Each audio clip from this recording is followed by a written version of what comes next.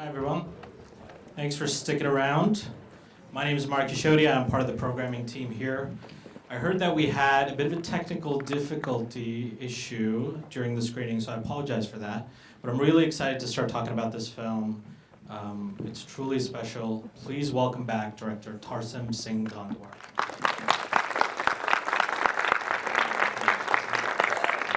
Oh, let's grab your mic. I just think I had one of the most traumatic experiences of my life. The whole thing is tweaked to have a particular emotion. It was hard to get people not to watch their telephones and leave, and then the film shuts down just when it goes into phase 3. Yeah, sorry about that. It's okay. It was like, It's thank still you. great. I just hope I wake up soon, but yes, thank you. So we're going to take some audience questions because I'm sure people have a lot to say about this film. But I wanted to start off by asking you, you've done a lot of big films in the past, but this is your first film set in India, and it feels very different in so many ways, aesthetically, narratively.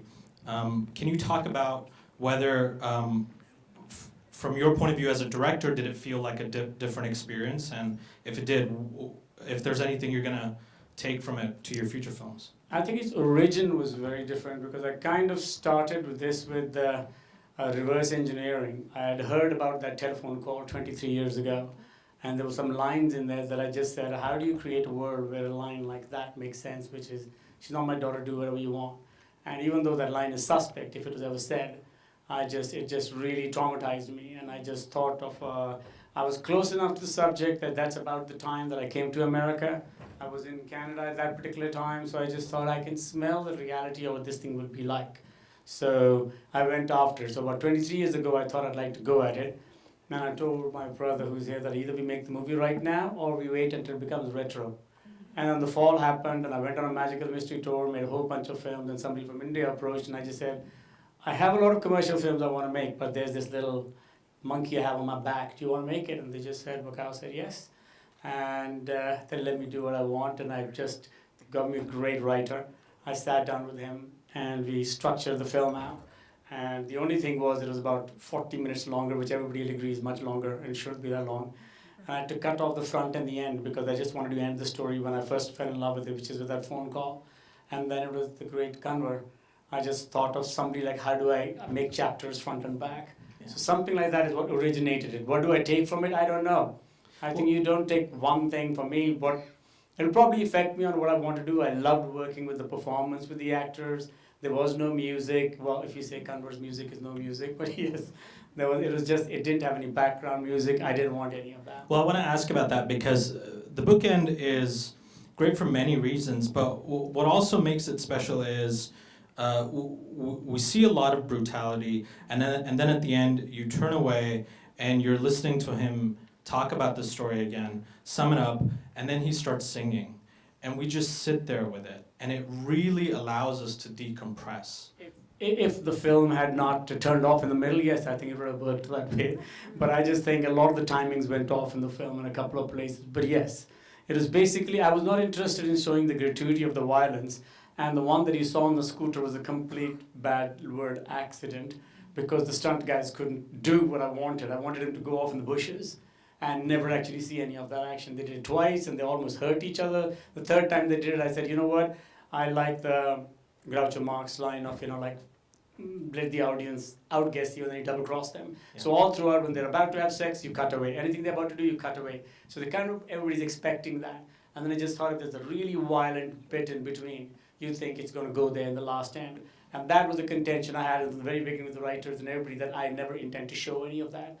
I think it's a lot more impotent and frustrating to watch what could have happened in there. It's much more nightmarish, I think, than to show anything. You'll just block it out. Right. You're resetting the expectations. So I reset it and just let it play out in the end in the wide shot. That was always all that came together because when I thought of Kanwar, I said the Kanwar is the singer, is the person who introduces it in the beginning, and then in the end, then I don't really need that. Let him give me the epilogue and say, hey, there's a lot more happened in the story. The truth is, the story got a lot worse, if you can believe it.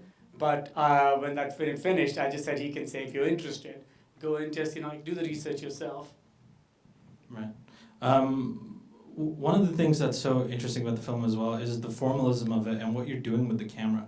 There's so many scenes where the camera starts turning and you start to just show the whole environment and what's going on there. And again, really at the end, you're seeing this brutality and then you turn away from it and you're looking at this beautiful sunset. Can you talk about some of your thinking? Sunrise. Sunrise, sorry. You know, it's true. I did that deliberately to show there's something hopeful to go at as he walks away.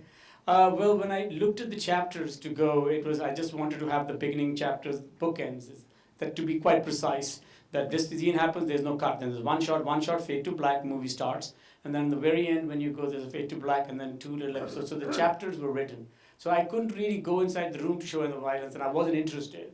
And that's what the writer was saying, that really, you don't want to show any of that. And I just said, it was written very graphically. And I just said, I have no interest in it. I just think it's a lot more impotent to feel the banality of the guy sitting outside, high on chasing the dragon and just doing what they're doing. Right. I just thought it felt that. So I just stuck to that. And as far as the camera moves were concerned, even with the actors that I worked, I just said this wasn't a film that is going to be about special things like that. Mm-hmm. There is no crane shot, there is no nothing. But the pans were originated, I kind of stole it from Coppola, I think in the second film, my favorite film. It made him bankrupt, maybe I should have learned a lesson. The conversation in which there's a character that comes in to pick up a phone, and when he talks, what he's talking about is not really interesting. You want to see where such a character lives. So while he talks, you just let him talk, and it just goes the whole environment of where he's staying. You go up there, when you come back to him, you see him there. And I always thought I'd rip this somewhere. I didn't know where. So when this came in, the big problem for me was a word that I hate, montage, which is when letter writing is going front and back. How many can you do? And you can keep shooting it. And I just thought, that's like turning a page. Yeah. It's like you're reading a letter and you're turning a page. So I just said, don't stay there. You just take the environment of what one person could be imagining in the other one, and you just pan through it.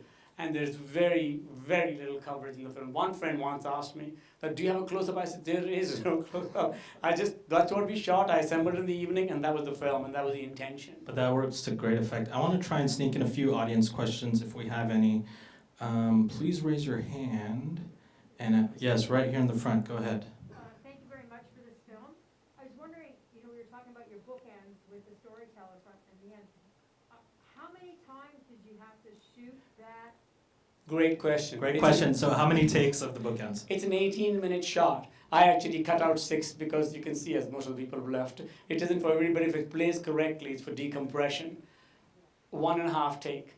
1 rehearsal and 1 shot. Wow. The problem was I was really scared that if what was happening inside the room went to the mystic, if he heard what was happening, he will not be able to perform. So that's where I think the actors really delivered. So all those actors, I rehearsed with them about, I would say on location, about 45 times.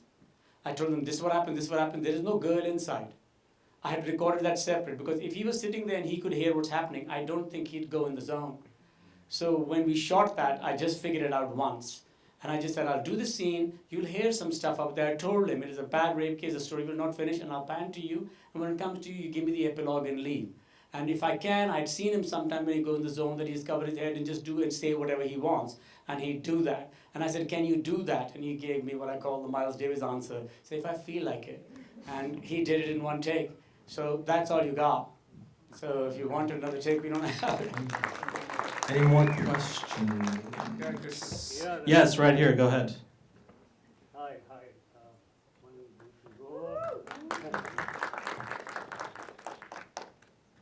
First of all, extraordinary film. Excellent. Thank you very much, sir. Go with the question. Yes.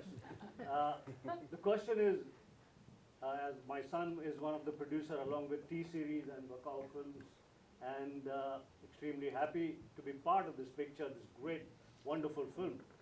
I remember from some of the conversation that there was a very mega big Hollywood film that you were going to direct, a $70 million film, a wedding film that you were going to direct. The film was almost about to start, and you called one night and you said, I want to hold on with that film. I want to make this film. This is not letting me sleep. Yeah, so there's the question, why did I give that up? Why did you give that up? Such a huge film, a studio-backed film, and well, I'll tell you. Make this picture. I'll tell you, because when a monkey gets on your back, you just got to ride it. And for me, that's what happened with The Fall. that I was about to do. I was stopping to do any studio films because I said, I've got this personal film, I've got to make it. My brother said the best line. He said, you're going to be two old guys with a lot of money talking about a film that they never make. Do you want to make this film? And I went off and my magical mystery tour and made The Fall. So in this particular one, I just thought when it came together after talking to the writer is quite opposite of me. He's a spiritual person. I've been an atheist since I was a teenager. And this guy said he saw this thing, he went to a room to write it, and COVID hit. And he used the word possessed. He just said Jassi was in the room with him, and he wrote it at that speed. When I read it, I told him it's all there. The problem is he's not Punjabi, none of the cast is Punjabi, I speak Punjabi. I wanted it to smell like the shit of Punjab.